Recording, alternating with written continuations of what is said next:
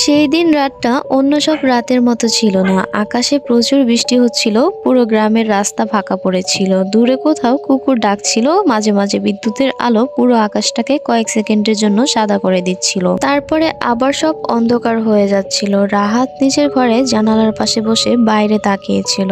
রাহাতের চোখে কোনো রকমই ঘুম ছিল না। গত 3 মাস ধরে সে ঠিকমতো ঘুমোতে পারে না, কারণ একটা ভয় তাকে প্রতিদিন তাড়া করে বেড়ায়, তার ছোট বোন মিমের মৃত্যু। মিম ছিল খুব শান্ত একটা মেয়ে, সবসময় হাসতো, সারাদিন গল্প করত। পুরো বাড়িটা যেন ওর হাসিতেই ভরে থাকতো। কিন্তু হঠাৎ একদিন খবর আসে মিম মারা গেছে। সবাই বলেছিল সে আত্মহত্যা করেছে, কিন্তু রাহাত কোনোদিনও সেটা বিশ্বাস করেনি, কারণ মৃত্যুর আগের দিনও মিম খুব হাসি খুশি আর স্বাভাবিকই ছিল। সে রাহাতের সাথে বসে গল্প করছে, হাসাহাসি করছে। রাতে ঘুমানোর আগে রাহাতকে জড়িয়ে ধরে বলেছিল, ভাইয়া আমি যদি কখনো হারিয়ে যাই তুমি আমাকে খুঁজবা তো? তখন রাহাত হাসতে হাসতে বলেছিল, তুই কোথায় যাবি পাগলি? কিন্তু আজ সেই কথাগুলো মনে পড়লেই তার বুকটা ফেটে যায়। হঠাৎ টকটক শব্দের আওয়াজ জানালায়। রাহাত চমকে উঠলো। সে ধীরে ধীরে জানালার দিকেই তাকালো। বাইরে কেউ নেই, শুধু অন্ধকার আর বৃষ্টি। সে নিজেকে বোঝালো হয়তো বাতাসে কোনো ডাল এসে লেগেছে। কিন্তু কিছুক্ষণ পর আবার শব্দ হলো। এবার আগের চেয়ে জোরে টকটক করে শব্দ হলো। রাহাতের বুকের ভেতর কেমন অস্বস্তি শুরু হলো। সে ধীরে ধীরে উঠে দাঁড়ালো। ঠিক তখনই সে একটা ফিসফিস গলা শুনতে পেল, খুব পরিচিত একটা গলা। ভাইয়া!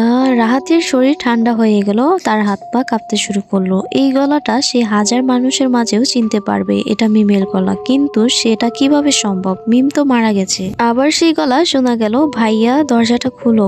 এবার গলাটা একদম দরজার ওপাশ থেকে আসছিল। রাহাত ধীরে ধীরে দরজার দিকে এগিয়ে গেল। তার নিঃশ্বাস দ্রুত চলছিল। সে বুঝতে পারছিল না কি করবে। তার মাথার ভেতরে হাজারটা প্রশ্ন ঘুরছিল। যদি সত্যি মিম হয়, যদি সে বেঁচে থাকে, যদি সবাই ভুল দেখে থাকে। ঠিক তখনই পিছন থেকে তার মা চিৎকার করে উঠলেন, দরজা খুলবি না রাহাত! রাহাত ভয় পেয়ে পিছনে তাকালো। তার মা কাঁপছিলেন, মুখটা ফ্যাকাশে হয়ে গেছে, চোখে স্পষ্ট ভয়। তিনি দৌড়ে এসে রাহাতের হাত শক্ত করে ধরে বললেন, ওটা মিম না, ওটা অন্য কিছু। রাহাত হতভম্ব হয়ে গেল। বাইরে তখনও সেই কণ্ঠ ভেসে আসছে, ভাইয়া অনেক ঠান্ডা লাগছে, দরজাটা খুলো। গলাটা এত কষ্টের ছিল যে রাহাতের চোখে পানি চলে এলো। সে নিজের কানকে বিশ্বাস করতেই পারছিল না। ঠিক মিমের মতোই শোনাচ্ছিল, একদম এমনই ভাবে কথা বলছিল। হঠাৎ দরজায় প্রচন্ড জোরে আঘাত পড়লো। ধাম করে শব্দ হলো, পুরো ঘর কেঁপে উঠলো। রাহাত আর তার মা ভয় পেয়ে পিছিয়ে গেল। বাইরে থেকে এবার কান্নার শব্দ আসতে লাগলো। একটা ছোট মেয়ের কান্না, খুব অসহায় একটা কান্না। ভাইয়া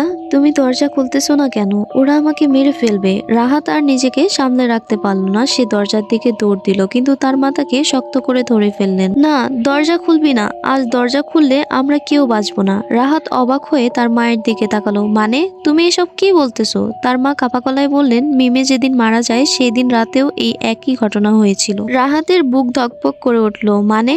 তার মা কিছু বলার আগেই পুরো ঘরের লাইট হঠাৎ নিভে গেল। চারিদিকে ঘুটঘুটে অন্ধকার, বাইরে শুধু বজ্রপাতের আলো। সেই আলোতে কয়েক সেকেন্ডের জন্য ঘরটা দেখা যাচ্ছিল। হঠাৎ রাহাত খেয়াল করলো দরজার নিচ দিয়ে কিছু একটা ভেতরে ঢুকছে। সে নিচে তাকালো। তার বুকের রক্ত যেন জমে গেল। দরজার নিচ দিয়ে লাল রঙের পানি ঢুকছে, দেখতে একদম রক্তের মতো। তার মা ফিসফিস করে কাঁদতে শুরু করলেন। ও আবার ফিরে আসছে। ঠিক তখনই বাইরে থেকে খুব ধীরে একটা কথা শোনা গেল, ভাইয়া আমি একা না। এরপর দরজার ওপাশ থেকে আরো একটা মানুষের হাসির শব্দ ভেসে এলো। অদ্ভুত আর ভয়ঙ্কর হাসি। মনে হচ্ছিল অনেকগুলো মানুষ একসাথে দাঁড়িয়ে আছে। রাহাতের পুরো শরীর কাঁপছিল। সে ধীরে ধীরে দরজার কাছে এগিয়ে এলো। তার মা বারবার থামানোর চেষ্টা করছিলেন, কিন্তু সে শুনল না। তার মনে হচ্ছিল দরজার ওপাশে সত্যি মিম আছে, হয়তো সে সাহায্য চাইছে। রাহাত দরজায় হাত রাখলো। সাথে সাথে দরজার ওপাশ একদম চুপ হয়ে গেল। কোনো শব্দ নেই, শুধু বৃষ্টির শব্দ।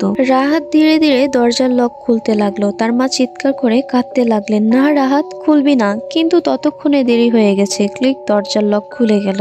দরজাটা আস্তে আস্তে খুলতে বাইরে ঠান্ডা বাতাস পুরো ঘরে ঢুকে পড়লো। রাহাত ধীরে ধীরে বাইরে তাকালো। কেউ নেই, পুরো উঠান ফাঁকা, শুধু বৃষ্টি পড়ছে। রাহাত অবাক হয়ে চারদিকে তাকাতে লাগলো। ঠিক তখনই সে নিচের দিকে তাকালো, আর সাথে সাথে তার গলা শুকিয়ে গেল। দরজার সামনে মাটির উপর একটা ছোট্ট মেয়ের পায়ের ছাপ আছে। শুধু পায়ের ছাপই না, ছোট্ট মেয়ের একটা পাও পড়ে আছে, শুধুই পা, বাকি শরীর নেই। আর সেই পায়ের নুপুরটা একদম মিমের। আজকের গল্পটা এই পর্যন্তই থাক, অনেক বড় হয়ে গেছে। দেখা হচ্ছে নেক্সট পার্টে। তো বাই বাই।